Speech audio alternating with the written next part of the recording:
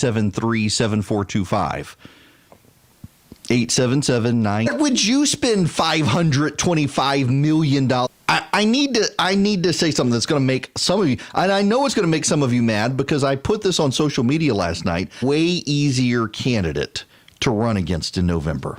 And now Sanders, because Bernie Sanders would be able to bring blue collars because he's a communist and Americans hate communists. And last night was all about even Democrats. It's Donald Trump.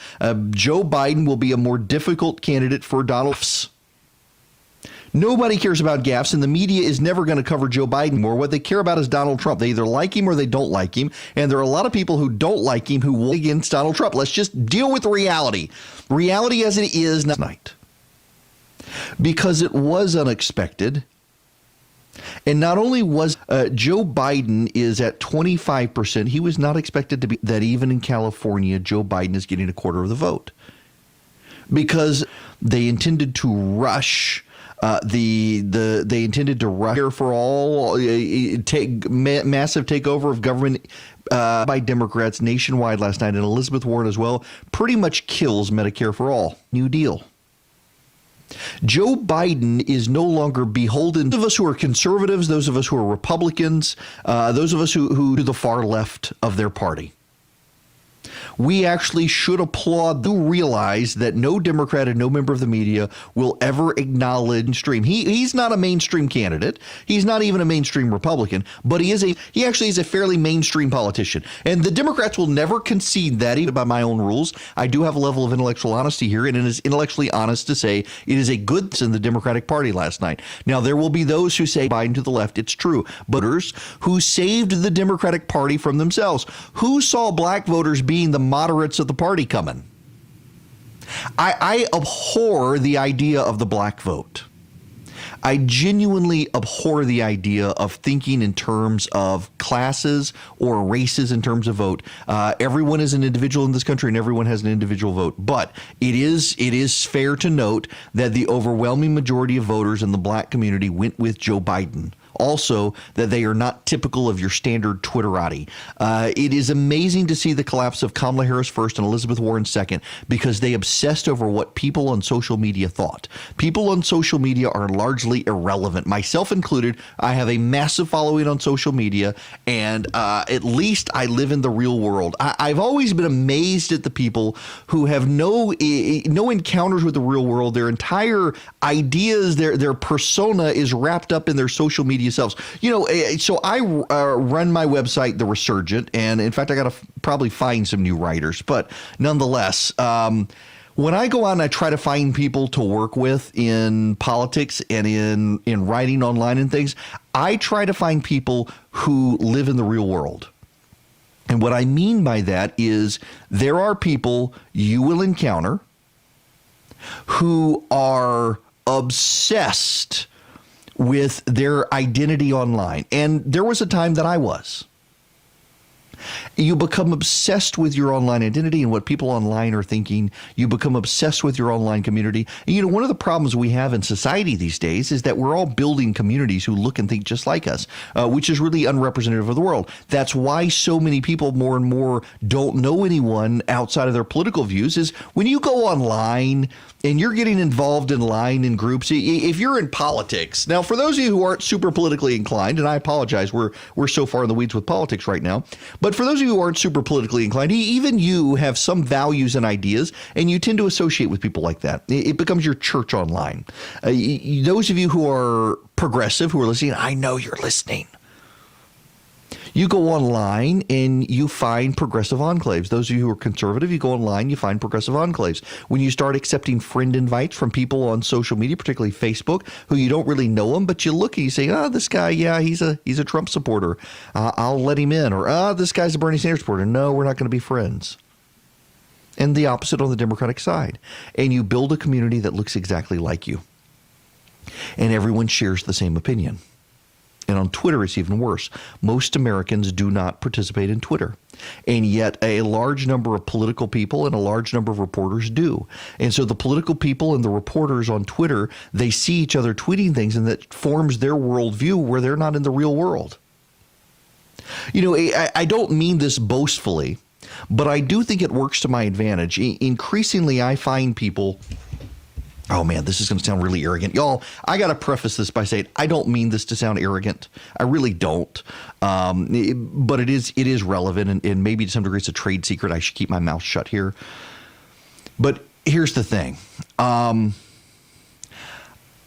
I think one of the things that sets me apart in what I do when I write and even in talk radio is that I don't live in a massive metropolitan area and I don't run in those spheres of people.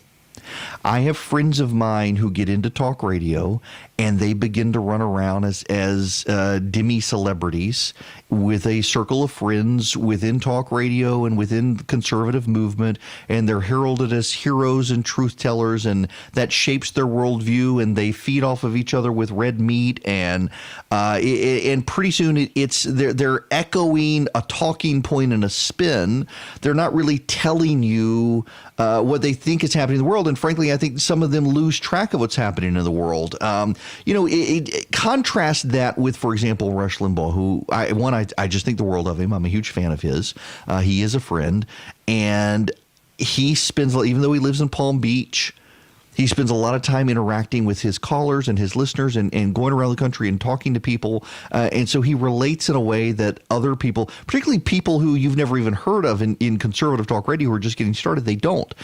Because they go to CPAC and they hang out with the CPAC kids and they're always on social media and they're slinging red meat and they're trying to own the left. And their original thoughts aren't very deep because all they got to do is own the left. And if they own the left, they score the points and they get the buzz. And yeah, I do think it actually matters to me. I live in Macon, Georgia. I have a wife and 2 kids. I am in seminary. I hang out in my town. I don't go to CPAC. I don't go to these political conferences all the time. I will speak at events. I'm going to Athens to speak to the college Republicans tonight, but I'm just not in that world. And I used to actually lament that I wasn't in that world. I used to regret that I was not in D.C. or New York or some major, even Atlanta. I don't even live in Atlanta. And I used to regret that. And over time, I found that I really do think it makes me more realistic in what I do. And also it makes me realize, because I'm not in the world of the conservative punditry class that so many of my friends are in, it makes me realize there is a world of people out there who really just want the news and the facts. And I can give you my opinion and I can give you my analysis, but really people don't know what the hell is going on in the world. They don't need to own the left. You don't need to wake up every day and throw red meat and chum in the water and get people cheering. Tell people what's going on and let them make up their own mind. And this gets into the politics of the day here, where we see so many people in politics now who are so obsessed with what the buzz is on Twitter. Twitter in particular, because it's way more in real time than Facebook. Facebook is you go hang out with your friends and your family, you write something long. In Twitter, you got 240 characters. And the constant flow of information keeps you up to date with stuff, and you interact with people. People can interact easily with you. Even people who you don't know can interact with you. You can follow and interact with famous people. Famous people interact with you. You get retweeted by someone, and people obsess about it. You become somewhat starstruck. You become struck that, oh my gosh, I can interact with famous person on social media. But it's not reality. Reality is, I got up at 6:15 yesterday morning because my son came in the bedroom and had a nosebleed and he didn't want to go to school. Reality is, we got up this morning, my daughter's still asleep. She was out a couple weeks ago sick from school. She's got a sinus infection. She's sick.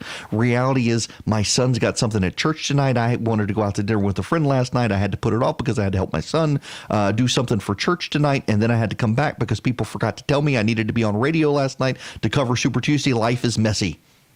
And life is in the real world. It is not on social media. Your Facebook friend and the person you interact with on Twitter, they're not coming to water your plants when you're gone, and they're not coming to bring you a meal when you're sick. It's your next door neighbor. It is the world outside. It is Rome. It is Clarksville. It is Athens. It is Macon. It is Valdosta. It is Vidalia. It is our listening area. It is the actual physical foot on the ground, not your finger on the keyboard, that matters. And so many people miss that. So many people get distracted by that. And it's hard even for me, because I do spend a lot of time on social media trying to figure out what's going on and interacting with people. And sometimes you do miss the fact that, you actually do need to go to church on Sunday and hear what people are talking about. You do need to go to the local cafe or the local meet and three and figure out what's going on with who you are. And that's a bad thing. You become a parody of yourself the longer you spend on social media. And we see that with these campaigns like Elizabeth Warren. And we see this with these campaigns like Kamala Harris. And we see this with the Bernie Sanders folks. The Bernie Sanders folks are so online and engaged in social media, particularly Twitter. None of them in Texas. I didn't think he was going to win Texas, and he did. But there were certainly warning signs that he was trickling up. If you were so focused on social media in your little circle of friends, particularly in the progressive bubble on social media, you'd have never seen it coming. That's why they're so angry today. I actually had a clip. I wanted to play you this clip. It's Cenk Unger of the Young Turks. It is a hyper-progressive site. He's a big Bernie Sanders fan, and I wanted to play you his meltdown, but I can't play you his meltdown because it was so laced with profanity. I've never heard someone take the Lord's name in vain that much, and I've been around sailors most of my life. I mean, this guy is unhinged, and he believes the media is lying to you. He believes all these things, and the reason he does is because people outside of the media. It is all Sanders, and it is all Warren, and when you live in that world, that's what you think. And Republicans have this problem too, by the way. Republicans do have this problem. I can't tell you the number of friends I know who are absolutely convinced because they all hate Joe Biden, and if you're on social media, you should understand there's this media bias. And yet people get whipped up into it. Oh, I listened to Erick Erickson on radio, and Erickson plays this clip of Joe Biden, and man, there's no way Biden can win because he's an idiot. Yeah, you're listening to me. Most people aren't. I wish they were. One day, my plan for global domination involves when you're in the minority, even when you think you're right. And the problem for Bernie Sanders and Elizabeth Warren and the hyper-progressives on social media, we should all be applauding the Democratic Party last night for reminding those clowns that they are a minority even of the Democratic Party. Now that spells trouble, though, for Joe Biden, and he's going to have to... Well-connected and well-respected.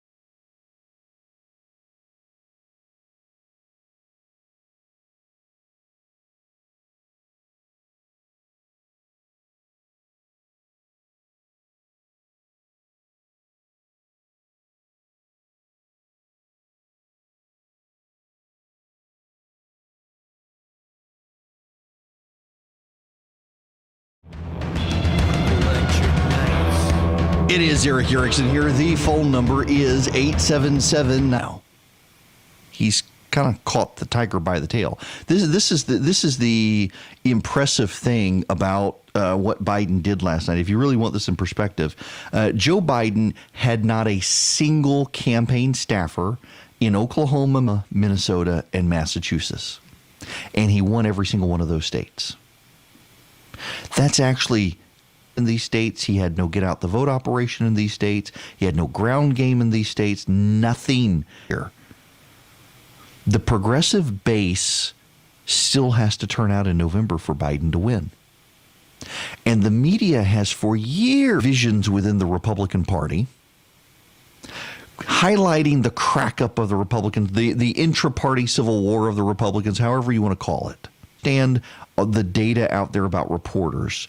Most reporters, it's one of the most infuriating label things that you hear in the media these days is the moderate wing of the Democratic Party. There really isn't a moderate wing of the closer to the Bernie Sanders end of the Democratic Party. And so they can look at Joe Biden and say, oh, this guy's to the right of me. He must be a moderate. But because they're there, you have a hard time seeing things that are right in front of your face when you become so emotionally invested in them. When you're in a Republican Party and you're actively in the party and you're a party person, you're not an ideologue, you're a party person, you tend not, Aaron, to be clear, there is way more unity in the Republican Party right now than the media would have you believe. But there is far loses this year. In 2024, a lot of the wounds are going to be reopened in the Republican Party as some people who have pretended to be Trump supporters for a number of years come back out of the woodwork and try to pull the party away from Trump supporters. B, are you a communist or are you a socialist or are you a run-of-the-mill big government establishment Democrat? These are problems the Democratic Party is going to have to face, and Joe Biden doing so well actually exacerbates these problems. This and you got the Trump campaign out saying, oh, they're really stealing it from Bernie. They're trying to exacerbate these tensions because they don't want these people to show up in November. They want them alienated from the Democratic Party. That's the. But you know and I know that if Joe Biden gets 40% of the delegates and goes to Milwaukee to the convention, he's going to be the nominee. And if Bernie Sanders got 40% of the delegates and went to, but he's going to have to do it in a way that doesn't alienate independents and moderates because dude is old. We're going to have a real discussion about his age and viability.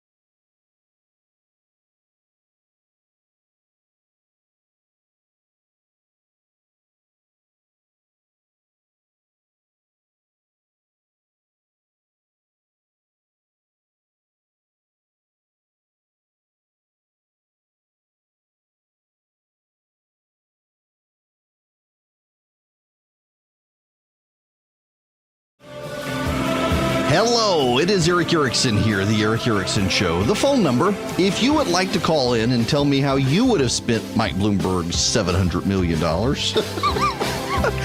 $52 million per delegate. That's 425-877-973-7425. The technical term for the weather is it sucks outside. Rome, look at you glory clear. Dalton, you're clear. Jasper, you're on the cusp of being. All of you people in North Georgia are clear. Clarksville, you're fine. Athens, it's gross. And I got to be in Athens this afternoon to talk to the University of Georgia College Republicans. But I'm going to hang out afterwards and grab a beer, I'm sure. And those of us in Macon, it sucks for us. If you're down in Soperton and Vidalia and Swainsboro, got a severe thunderstorm warning in Albany right now. It expires in 6 minutes, though. And then what is this over down there? Yeah, you got another severe thunderstorm down in far South Georgia. Tuned in and paying attention as you should.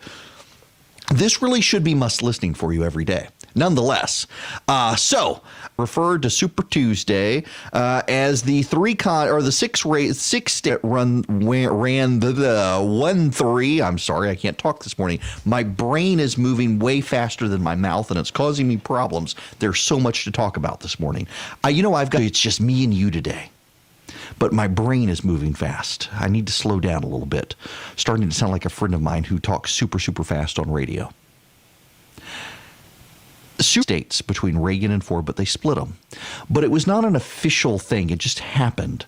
These states did not work concurrently. They didn't work in a collaborative fashion to try to get them. Florida and Georgia decided that they needed to come together to stop Ted Kennedy. Ted Kennedy was a serious force in the Democratic primary in but I was a student of history and politics. And Ted Kennedy was a force. And Southern Democrats knew if Ted Kennedy were the nominee, they were already beginning to see signs at the federal level because Reagan was clearly going to be the nominee of the Republican Party. And they needed to help Jimmy Carter because they needed to stop Ted Kennedy and they needed to hold the South for the first Tuesday in March. They called it Super Tuesday. And when Carter swept through, but Ted Kennedy so savaged Jimmy Carter in that race that the Reagan campaign in the general election began using that. The Democrats realized they could use Super Tuesday to blunt the advance of progressive candidates. The Democrats had been so horrified by the rise of got captured by progressives, even Hubert Humphrey having problems holding off the left, and then you got the McGovern bounce out of that. It became a disaster, and the Democratic Party was horrified in 92 to use Super Tuesday elections by compiling a lot of southern states and relying overwhelmingly on black voters after the shift to the GOP of white voters in the South, relying on black voters to stop white progressive ways. When people went to the races last night, all the polls showed Bernie Sanders winning Texas, and all the polls showed Bernie Sanders winning Minnesota, and all the polls showed Bernie Sanders winning Massachusetts, and all the polls showed Bernie Sanders is going to win 10 of the 14 Super Tuesday states. But Joe Biden will do well enough that by the end of the month, he's going to surpass Sanders in delegates and probably has rebounded. And 10 of the 14 instead of Bernie Sanders. Sanders was supposed to win 10 of the 14. Biden won 10 of the 14. California and Maine have not yet been called. But California is definitely, the Associated Press says California is going to go for Sanders, and Maine looks to be going for Biden, but it's very close. It's 34-33 there. So that could flip to Sanders based on early voting, their opponent of early voting. Democrats like early voting because it minimizes lines on election day, and I get that. And for all of this, there's talk now about Republicans causing lines in Texas. That's what they did in Georgia with Brian Kemp. And even the Abrams camp said this is voter suppression. What they did is they played on media ignorance. Local elections and local voter precincts are controlled by the counties in Georgia and in Texas. And the long lines have occurred in counties that are run by Democrats. And if you really want to believe that the Republicans are suppressing voters in these areas, what you have to believe is that the local Democrats who hate the Republicans are crazy, a conspiracy theory, as believing that the Chinese released this coronavirus into the wild to wipe out populations, and it got out of hold. And there are people who believe that. There are people who believe. By the way, this is, I'm sorry, breaking news right now. Breaking news happening. It is 10:15 on March 4th in the morning. For those of you listening to me on delay, Mike Bloomberg. There you go. Yep, Axios now confirming as well. Mike Bloomberg is going to suspend his campaign. Now, why do they suspend? This is important. Why do they suspend? Drop out of the race. They would give up control of their delegates. So Buttigieg, Klobuchar, and Bloomberg, who all have delegates, they're suspending instead of dropping out. Wouldn't go to Bernie Sanders, and they don't want those delegates to go to Bernie Sanders. On the first ballot in the Democratic Party, the delegates are bound, and Bernie Sanders cannot woo them. Mike Bloomberg cannot woo them. So Bloomberg gonna suspend his campaign.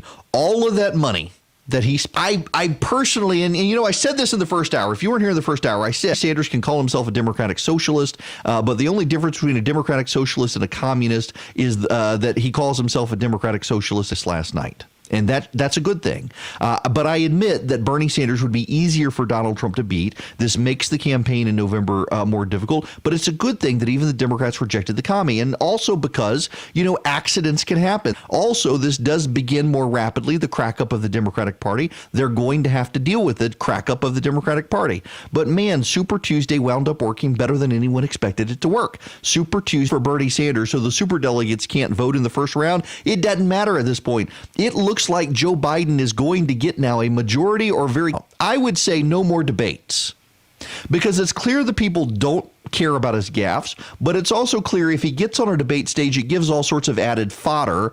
Now, there's one more thing we need to talk about before we move on to other stuff, because I got other stuff to talk about, because we can move on from Super Tuesday, but I got to play this soundbite from, of all people, Al Sharpton. I'm not surprised he's a favorite, and I think a lot of it has to do with his work with Barack Obama.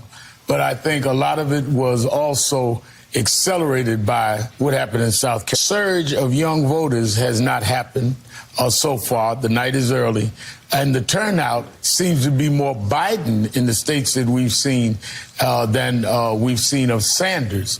And I think a lot of us were buying into what ends up now looking like some political talk. Black voters love Joe Biden. Young voters love Bernie Sanders. Black voters turned out. Young voters didn't. This helped Joe Biden. Let's move on to other stuff. Well connected and well.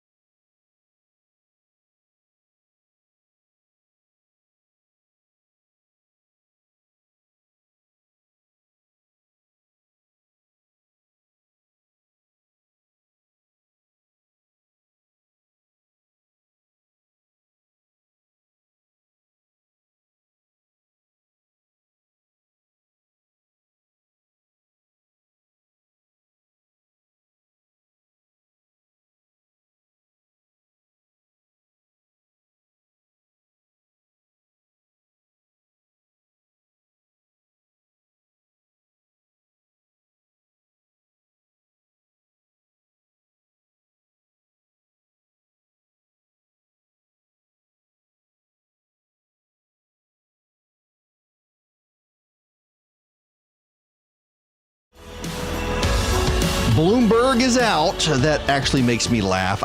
Did y'all see the video yesterday? I didn't even want to play it. It's just in Texas. And he says, "Oh, we call it Tejas in Texas. She's Hispanic." What an out of touch clown. It's nice to see that guy lose. I've never cared for Bloomberg. Even when he was a Republican, I did not care for him. He's gross. 973-7425. Dan is calling from Rome. Listen on WRGA. Welcome, Dan. Hey, Eric, how are you? Great. For basically showing teachers and supporting teachers. This is the first time I've gotten to listen to talk radio because I've not been, as an administrator. We have some bad educators, but we have some good educators, and it's about the culture at home. Well, look, I appreciate you saying that, and it sure is my pet peeve when we... It's a student at UGA and a daughter that's trying to get into medical school, and when you raise your kids in a culture of the expectation that they're going to go on and do things and go to college, that makes a difference. And where I'm from, we have excellent educators here in Rome. But anyway, I wanted to say that. My question for you is this: with everything that's going on in the primaries, what is your sense of success or non-success in the election? Yeah, that is such a great question, Dan. And a lot of people are floating Stacey Abrams' name. I don't think it's going to be Stacey Abrams, despite there are a lot of people in Georgia obsessed with it. And frankly, I talked to a Republican the other day who said, "Man, I would love it to be Stacey Abrams, so we don't have to deal with her here in Georgia." But it's not going to buzz about. And one I'm not, but I personally think is someone that he's going to consider. The one that is buzzing heavily today is Amy Klobuchar, the senator from Minnesota. And the reason is because in the last 2 days and barnstormed the state for Joe Biden, who had no staff and no ads, she summoned her network of people. He didn't win it, but he overperformed Republican performance in the past. You put Amy Klobuchar on the ticket with Joe Biden. You take Minnesota off the table for the Republicans, and you free up resources to spend elsewhere. Michelle Grisham. Now, you don't know Michelle Grisham. She's actually Hispanic. Her husband's name, she was in the United States House of Representatives from 2013 to 2018.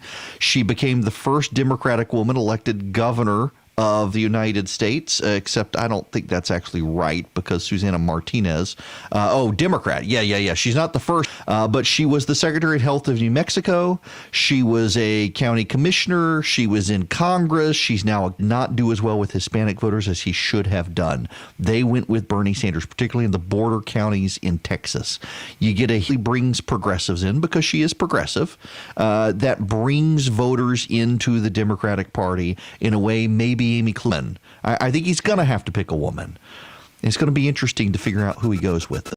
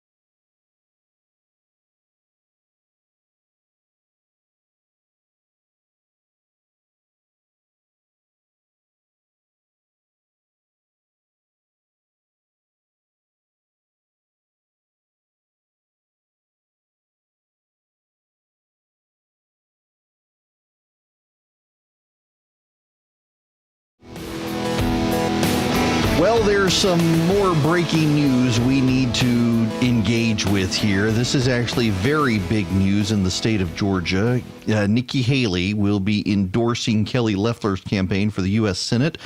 She will be coming into Atlanta on Monday. Campaign trail in Georgia for Kelly Loeffler. That matters. Nikki Haley, one of the most popular politicians in Republican politics right now. Super Tuesday stuff. And this is in Athens. I'll be in Athens tonight for the University of Georgia College Republicans. And election officials in Athens, according to Mark Neese at the machines in Georgia, they're concerned they won't keep ballots secret. The Athens-Clarke County Board of Elections voted to reject the $104 million voting system, which combines the touch screens and the printed out paper ballots. Voters from 30 feet, they've been complaining about, they have come up with every single excuse to go to paper ballots. So they see theorists, but in all seriousness, though, when I was starting out in politics in Georgia as a College County area and in the Fulton County area of ballot boxes being stuffed, and you can do that with paper ballots, you can't do that with electronic ballots. And of course, the progressives, more old people vote than young people. You should be encouraging the use of a machine, but nonetheless.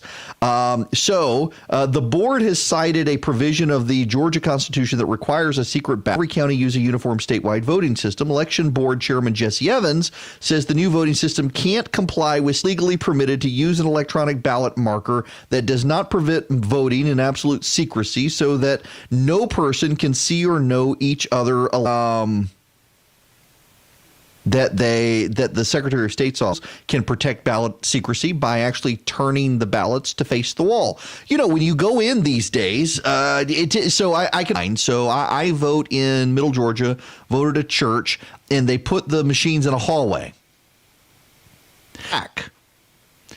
And what the Secretary of State's office has been recommending is that you turn the machines around so they're facing the wall. But Athens-Clarke County has decided they don't want to do that. In a cramped voting environment, that could be difficult. And they have the audacity to display the text more clearly. They're partially surrounded by blue privacy screens. Cobb County in November, under an order from a federal judge, Cobb tested hand-marked paper ballots as a contingency plan, then feed it into the new voting machine's optical scanners, which can read both hand-marked and computer-printed ballots. Across the state, in motion to switch to hand-marked paper ballots, he ruled that the Coalition for Good Governance hasn't pulled counties. If you're concerned about this, turn the machines around so that they face the wall. My buddy Jonah Goldberg used to write at National Review. He's now at the Dispatch. He's written a number of great books. And Liberal Fascism is a fantastic book that chronicles essentially the rise of progressive thought in this country. And one of the things he points out is that progressives actually need no sense of history. Everything is new. History is always on a void of history because it doesn't matter to them. So many conservative issues. And by the way, I'm not trying to make a partisan point here, but it is true that a lot of conservatives premise their arguments based on history, where now we need to do something new. And they forget George W. Bush versus a guy named Al Gore. And in Florida, the Democratic partisan in charge, despite having used a butterfly ballot for years and years, some people were too stupid to popular vote. And there was a huge outcry from Democrats over this. They thought it was very unfair, and they thought the Help America Vote Act law, the HAVA law, was passed, and it was actually Republicans in the early 2000s screaming about this, terrible idea, and we need paper ballots. The whole reason we left the paper, because, oh my goodness, we can't do this because people might be able to see the screen. And whether you like the touch screens or not, it is objectively true. Of voters, we should make it as easy on them as possible to vote, and the Athens-Clarke County people are just being hypersensitive ninnies. Democrat front group. They claim to be nonpartisan. They're not. They're a bunch of partisans on the left, and they perpetuate mythologies for the left. For example, there is a left suppression in the United States. Voter suppression really isn't a thing in the 21st century. Neither is voter at the fringes on both sides, but it's not significant enough. There has never been. Do you know that there was historic turnout for black voters in Georgia? There was record in 2018. They were incompetent because more black people voted than have ever voted in the history of any election. Controlled by who? Not Republicans. Democrats. The counties were Republicans that were run like third world kleptocracies, where people were in long lines and didn't have enough voting machines, and machines broke and people had problems. And that was the elections. You are what is definitionally called an idiot in a county. They are controlled by local boards of elections, and those local boards of elections are ultimately controlled by county commissions. It was because you're idiot Democratic county commissioners. Get some Republicans in there to clean up the mess of the idiot Democrats themselves competently. It was in DeKalb County. I see it on their license plate because they drive like an idiot. If people in DeKalb, Athens, Clark County, to say that you can't turn the machine around so that not everybody in Clark County need to understand your taxes are going to go up when the Secretary of State sues the snot out of you, to go on a tirade. I'm sorry I yelled. This stuff just gets me. State's office helping rewrite the books on how you conduct elections as we transition. Independent study as an intern and helped rewrite those books. My law school professor, Jack Sammons, was friends with Kathy Cox. Brilliant lawyer in Atlanta, kind of became my mentor and her ballots myself. But the reality is, with electronic balloting outside of places like Bibb County, Georgia, and Fulton, we have a good sense of accuracy of the vote. When you have recounts now, recounted by reporters who are on the left and sympathetic to the left, that have bought the idea that Republicans have Democrats out there trying to steal the vote. In fact, this past year, a couple of people went to jail for voting multiple times. Pieces in the last week of a campaign reminding people to vote on a Thursday. But you know what? That happened in this began reminding people to vote on Thursday, not on Tuesday for Super Tuesday. It is a problem at suppress votes to win elections, and Democrats don't steal votes to win elections. And none of you believe me, because the Democrats listening right now are screaming, yes, the Republicans. In truth and fact with what we say, and there is no factual basis to say that any election has been taken because of suppression or the Nixon Kennedy race in 1960. There really is not a well-founded basis for it, because she ran a terrible campaign. But electronic voting, the state says you got to have uniform voting. Athens, Clark.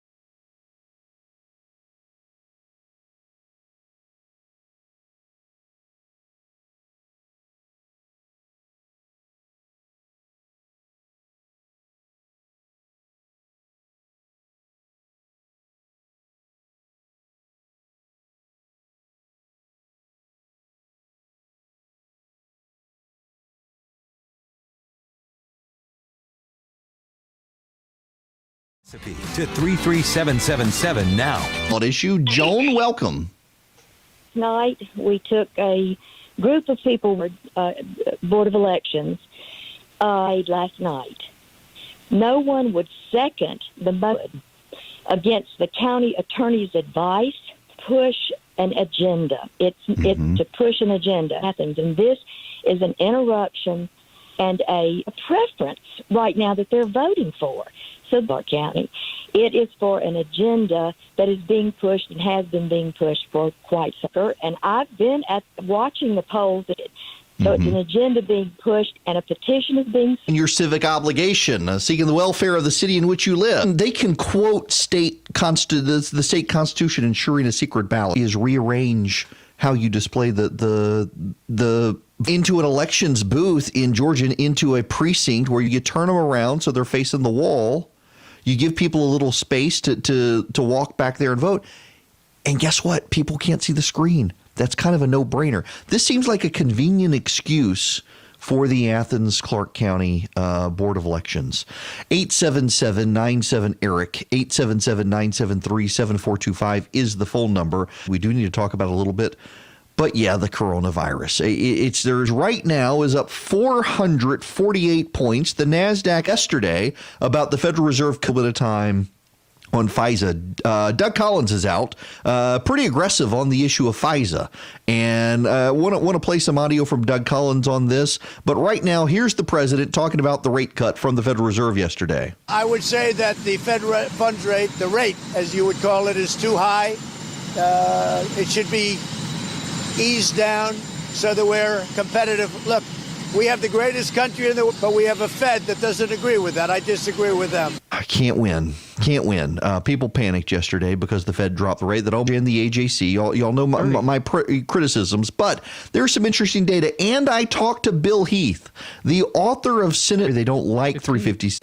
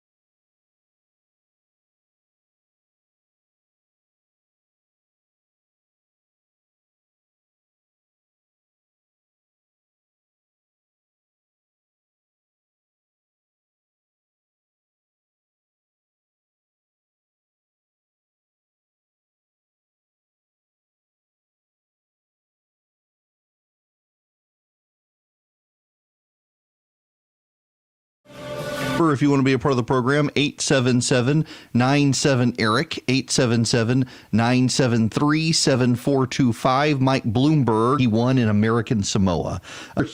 Of course, as he wants to be able to continue. Elizabeth, I'm sorry I cracked to figure out what she's going. Biden and Bernie can't beat you is in Georgia pretty sick because of the fact around the edges she herself. But let me just years away. But for the presidency, for the mode, come 20, and I think I'm sorry. Mine sinisterly underprepared to face a first reply against your mother. I had somebody call me yesterday. Reply back. I said there isn't Hillary Clinton as his running mate because Jeffrey. Very funny. Interesting poll. I'm not an overwhelmed. Is it they got a building named after a polling? Built up a track record for accuracy that good, whether it's Emerson College, but the University of Georgia has. I will give again is why I give a hard time to like Emerson College. At least this university reporter is probably the best Georgia poll. The president had at 51-43. That's what tried to challenge her this week. Matt GA School of Public and General Election voters. The margin of polls encouraging number for the half of women voters. No. Oh, I see. It's just wordedly back the president, while younger voters were more like-sided. Leffler, I imagine that David Perlin's race, don't think the behind the issues that define them as a court actually aligned with the president. As a reform, possibly in what others have seen like Carter Page do, that it's actually accurate. And there are other things that need to be Carter Page in the future. We'll recognize that. So I think as we go forward, the FBI director down. And I think that the president, without doing the cheerleading stuff, is going to have the money. Leffler does very blocking Collins from being able to raise money. Term Women of America out for Leffler, Collins to not act. To be a messy member. Republicans, it looks like, are remarkable. 54% approval rating. That in Georgia, 60%. And I'm aware of some state, and he may use some of it to help.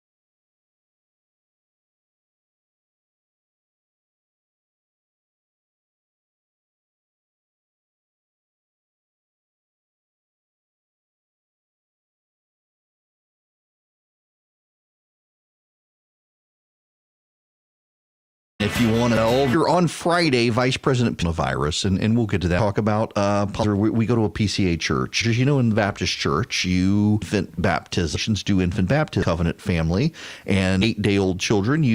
I grew up Southern Baptist. Meets with the elders of the church tomorrow. As it is his choice, his test in the Bible. I know that his wife and I have the map. She had a golden book Bible. Still one of my favorite stories of the Bible. Relationship with Jesus, but nowadays you hear these, and we were talking about this one time, and she said, I went half my life, and it's tales of conversion, the everybody's road to Damascus moment. And there are a lot of people out there who you actually do have the story to tell by not having the story to tell. So listen, you could decide to do this today, and maybe you have a dramatic encounter with Jesus your mom and I don't know about, and we would love to hear. My testimony is as boring as my dad's. That's what he wrote. But I said, testimony when you ultimately do join the church, and you can sell all sorts of books and be some sort of mini celebrity, but you'll have missed most of your life having a great religion speech or actually walk with Jesus. And therein sums up all of covenant theology. I lived in a house where I always went to church and knew the Lord, and I know I need to share that segue with you, but it did my heart good to see him write that out last night. But man, not doing that to my kids, pressuring them to do things that I want them to do because I did it. And that is one of the hard things as a parent I'm learning. Things that you want your kids to do because you want to live vicariously through them. And sometimes it's very, very famous pastor in this country, theologian in this country, who says he screwed up his kids. He never even preaches about raising kids. But weeding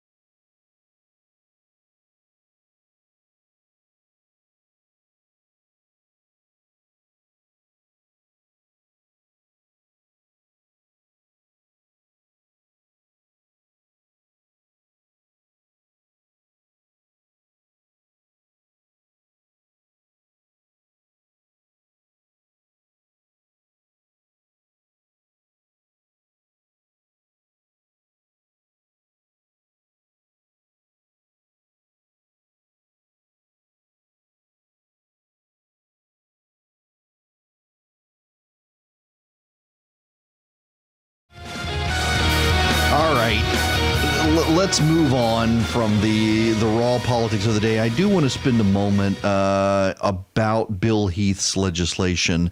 For those of you who didn't tune in yesterday, there's legislation pending in the Georgia Senate, and I think I'm going to come out in support of it. The legislation is Senate Bill 357. It is authored by Bill Heath, the retiring state senator from Bremen, who back in the day beat Tom Murphy, the Speaker of the House. That was a big sign that Georgia was shifting dramatically to the Republicans with Bill Heath winning that seat. And his legislation would allow churches around the state of Georgia to determine who should be allowed to carry weapons inside churches. His legislation would, right now in Georgia, it's an all or nothing situation. In Georgia, you either have to allow everyone who comes to your church to carry a gun or no one in your church carry a gun. And there are a lot of churches that are essentially breaking the law by saying they're going to designate people who can carry guns in their churches. Now, Georgia Carry opposes the legislation, and it is a principled opposition, and I don't disagree with them, and neither does Bill Heath. Bill Heath actually embraces the criticisms from Georgia Carry of his legislation. And their criticism, I had Jerry Henry on yesterday, is that churches are private property, and as private property, they should be able to control who comes on their property or not, and whether or not that person can bring a gun or not. And the state should have no say in it. And he is 1,000,000,000% correct. And there is legislation pending that would allow that to happen. It's Senate Bill 224. And Bill Heath supports Senate Bill 224. Bill Heath's argument, however, and I spoke to him yesterday evening, is that Senate Bill 224 may not get out of the Senate. It is questionable that it has the votes to get out of the Senate, but he is sure he can get his legislation out of the Senate. And ultimately, Jerry Henry and Georgia Carry are 1,000,000,000% right. Churches are private property, and as such, they should be allowed to decide who can or cannot carry on their premises. The problem he's run into with preachers is that while that is the way it should work, that's not the way it does work in Georgia. In Georgia, for more than 100 years, we have not treated churches in that way. And in Georgia, as all of this has come about, we have a situation where where churches, if they were considered private property, would to some degree be considered a private business. And private business law applies in Georgia. And as a result, what you would have to do is you would have to post signs, and then churches would get into this awkward situation where they would tell people who are coming to their church to hear the gospel that, well, we want you to come, but you can't be here with this, et cetera, et cetera. And it puts churches in an awkward position because there are not votes available to change the law to just treat churches as if they're, for example, a private home. And Bill Heath wants to do something to help the churches be able to expand the pool of people who they can on premises carry firearms or not. And I think that's a good idea. And so I'm supporting the legislation. The reason I'm supporting the legislation is because he is correct, Bill Heath is correct, that we're not going to change the law as Georgia Carry and I and Bill Heath would like. There are not enough votes in the legislature to change the law in the way we would all like. So what can we do? If we can't do that, what can we do to help churches? Because again, under Georgia law right now, it is all or nothing. A church can say everybody can carry a gun in the church or nobody can carry a gun in the church. They can't say only the deacons or only the choir or only the members. They're not allowed to do that under Georgia law. So what can we do to allow them more flexibility? And Bill Heath's legislation, Senate Bill 357, would say that churches can designate a class of people beyond paid security. Because there are a lot of small churches in Georgia, and Bill Heath said this yesterday. His concern is not the megachurch that has the budget to fund its own security team. His concern is the 50-person church that doesn't have the money for security on Sunday, but has a couple of members who are competent with firearms and are licensed. And what can they be empowered to do that doesn't break the law? And right now, if a church doesn't have the money to hire private security and just wants to designate the 3 members of the church who are competent and qualified and trained to handle guns, that they're not allowed to do that under Georgia law. And it's stupid. George Carey's absolutely right. It is stupid. That's not George Carey's words, though. But yeah, I mean, it's stupid, and they would agree with me. So Bill Heath's law, again, would say, churches, let's forget the all or nothing solution. Let's do this. You get to designate a class of people in your church who get to carry firearms. You can say just the choir's allowed to do it, or just the preacher's allowed to do it, or just the diaconate's allowed to do it, or just these 3 people are allowed to do it, or the whole membership, but not the guests, or people over 50, not people under 50. You decide however you want to do it, whatever works in your church structure, and you're not going to break the law by doing that. And I think that's a fair compromise at this point. And so I am going to do an action alert to encourage people to support his legislation. Having now heard from both sides, while I totally agree with George Carey, and I wish it were not so, it doesn't look like the votes are there to change the law overall, as Bill Heath and George Carey both would like, and as I would like.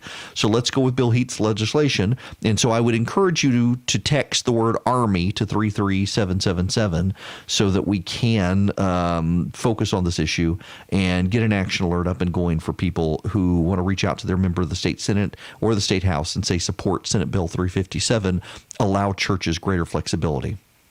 Now, I've put this off until here at the end, and it is now time for us to discuss the situation with the coronavirus. Here's the president from the White House lawn. No, not at all. No, not at all. But we're doing a fantastic job. The professionals are doing a great job. We're really happy with the job they're doing. They have been just ahead of it, and we're ahead of it by having stopped so much earlier than nobody wanted us to cut off access to our country, and I did it early. By doing that, that was a big step. Otherwise, many more people would be infected. You know, he's right in this, and we shouldn't dismiss this. He's actually telling the truth. The media doesn't want to give him credit, but he's actually telling the truth. In this country, there was all sorts of complaining about the president cutting off access to foreign countries. The media said it was an overreaction and it was going to spook people and it was going to harm the markets, and yet it wound up being the right thing to do. Now, where do we stand globally? Well, let me give you the United States first. Globally, we have 94,000. Let me make sure this hasn't updated because they tend to update it on me after I've given you the numbers. It makes me mad. Okay, 94,250 confirmed coronavirus cases on the planet. Here's the good news. Of those 94,250, 51,038 of them have now recovered. So 51,038 divided by 94,250 times 100. That's 54% of people have recovered so far from the coronavirus. Globally now, we've got 3,114 deaths. Again, 94,250 times 100. That's a 3.4% death rate of those who have gotten infected. In this country, yesterday, when I was on air with you, there were 116 confirmed coronavirus cases in this country. There are now 128. On the eastern side of the country, east of the Mississippi, we now have a case. So we got 2 cases in Atlanta. We've got 2 cases in Hillsborough County, Florida. We've got 1 case in Sarasota, Florida. We've got 1 case in Wake County, Florida, in addition to the others that we've had in Westchester County and in New York City.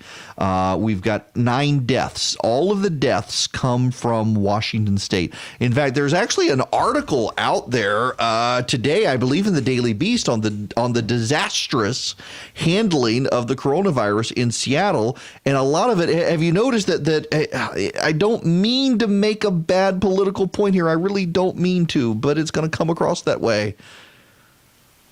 that a lot of these are highly progressive areas. And I mean, the Seattle area is run amok with Antifa and socialists, and the virus has gotten into the wild there. Now, part of the problem was government controls in Seattle. The CDC did not want to expand testing at first. The local government proved incompetent to do it. The bulk of the deaths, so you need to understand here, like 100% of the deaths come from nursing home environments, particularly one nursing home where it got infected. You're seeing a lot of people who are elderly. I think all of them are in their 60s and above who have died. We now know in Georgia that the two patients here, it's not a husband and wife. That was the initial speculation. You know, the governor came on yesterday and talked about this, and the governor couldn't go into details about the identities of the people, and we knew it was a man because of the way they were talking about it, and one other person in their household. And on Monday night at the press conference, the suggestion had been that it was his spouse, but it actually was his son. It's a mid-50s father who lives in Fulton County. They homeschool their kids. The son has gotten the coronavirus as well. The wife and daughter are also now confined to their home. And the man, I don't know who this man is. I don't know whether he would drink a beer or not, but I would buy him one. I mean, the dude just, this is what you want. Seriously, this is what you want. The man got back from Milan, knew he probably shouldn't be out in public, stayed in his house. His son developed symptoms 2 days after he developed symptoms. He gets him in a car. Now we know it was both of them. Got in a car, went to the doctor, called ahead, said, we're coming in. We think we got coronavirus. I've been in Milan. I got the symptoms. My kids got the symptoms. Please secure an environment for us to come into so nobody else gets it. His doctor's office did. They tested positive. They sent him home. They quarantined him. They got symptoms, but they're more likely than not going to make a full recovery. God bless them. That's what you want. Contrast that to New York City. New York is now bracing for a potential outbreak of the coronavirus. New Rochelle, New York. And do you know why? It's very much like the woman in South Korea who infected 1,200 other people. Some man in New York decided to go to a bat mitzvah at a temple and also to a funeral. And he had symptoms, and he potentially has infected the entire temple. I don't know who it is, but man, that would make me mad that someone was that irresponsible. But that's where we are with it. It continues to spread. Even some of the scientists who are coming out saying it looks like the death toll may not be as bad as we were thinking are now starting to say it may actually be a little worse than we thought.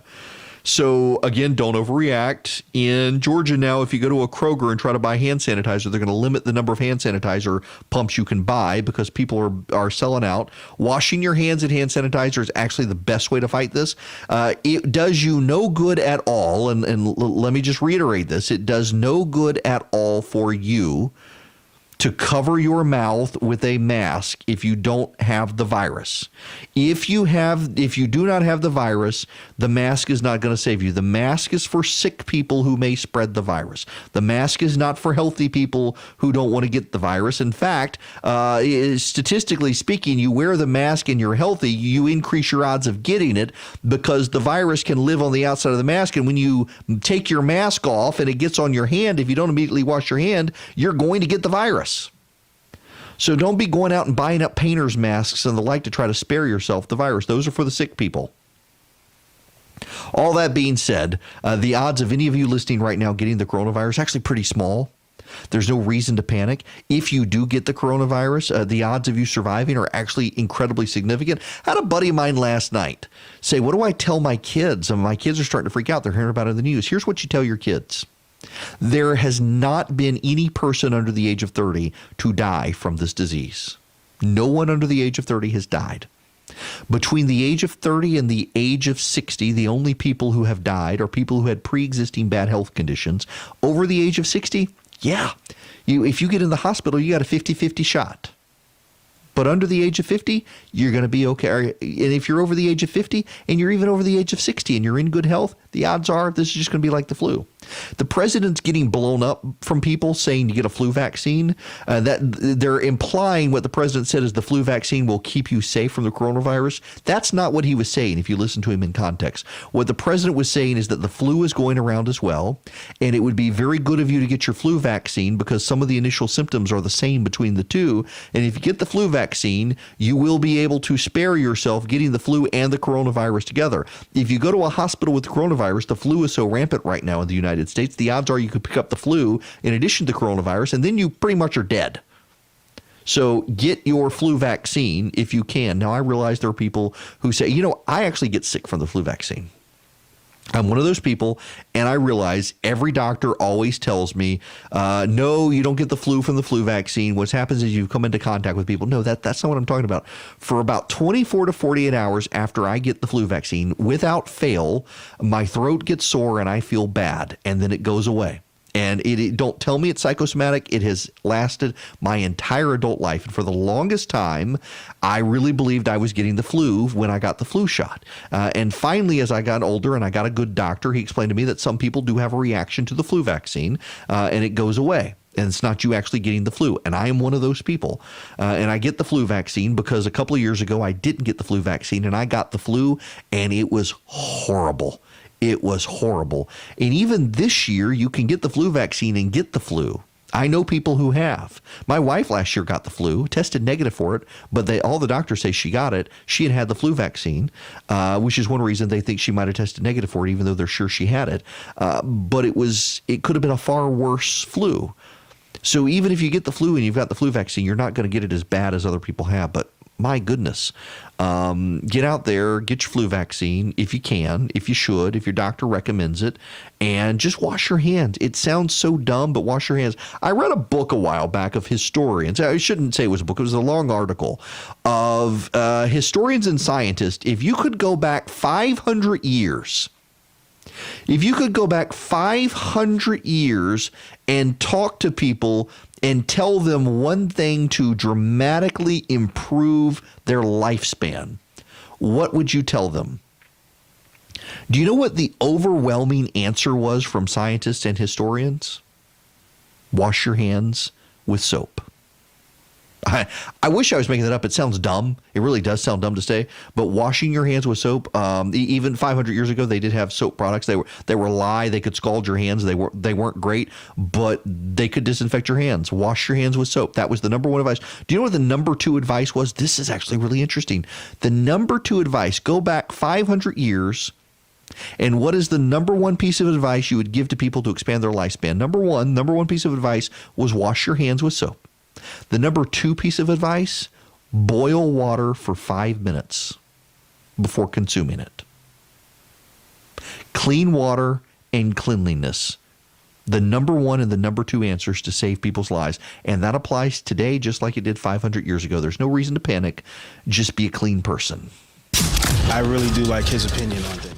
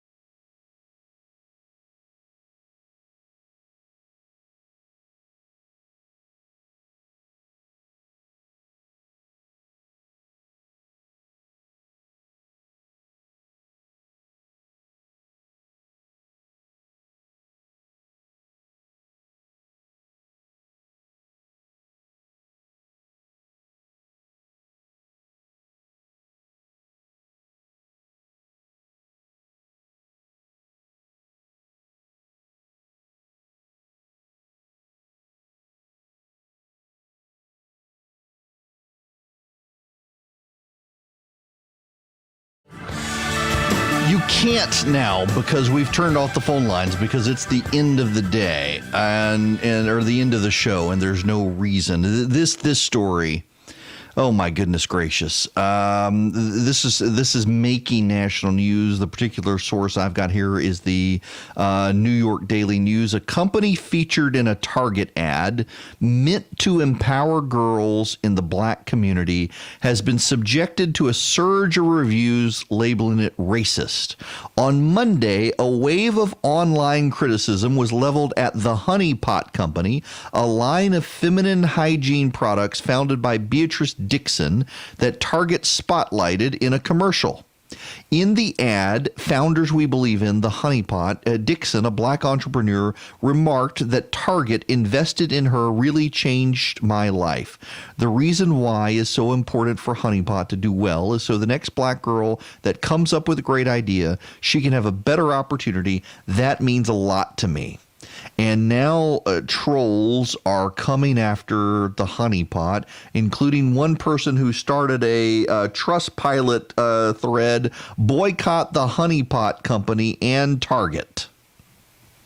She makes the statement for the next black girl, why should the color of her skin matter? Totally racist and inappropriate. How dumb is that? I don't actually want to know more about this company, to be quite honest with you. No, I'm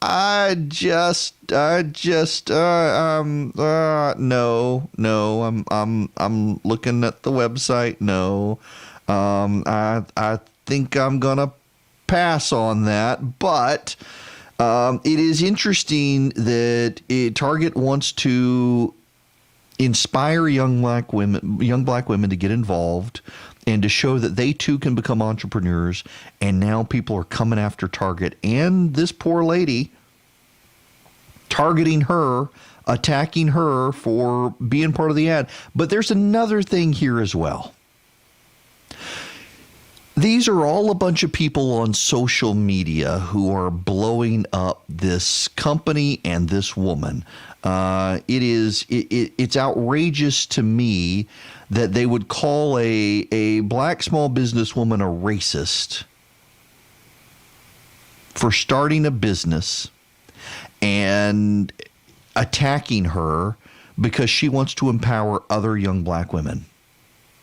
That actually, that angers me, but more so what angers me is that the media is highlighting this story when it happens to be a series of trolls on social media who are blowing this stuff up. There are more and more stories that are about people on social media making loud criticisms, and the media turns what a handful of people on social media do into big stories. So this has become a big story. I just Googled it, and it is in basically every media outlet in the country now that this woman is being attacked as a racist. And what is it ultimately about? It's about a handful of people on social media who got very vocal and targeted reporters. And reporters, of course, are so on social media that they're designing stories around them. Social media and Twitter particularly are not real life, and we should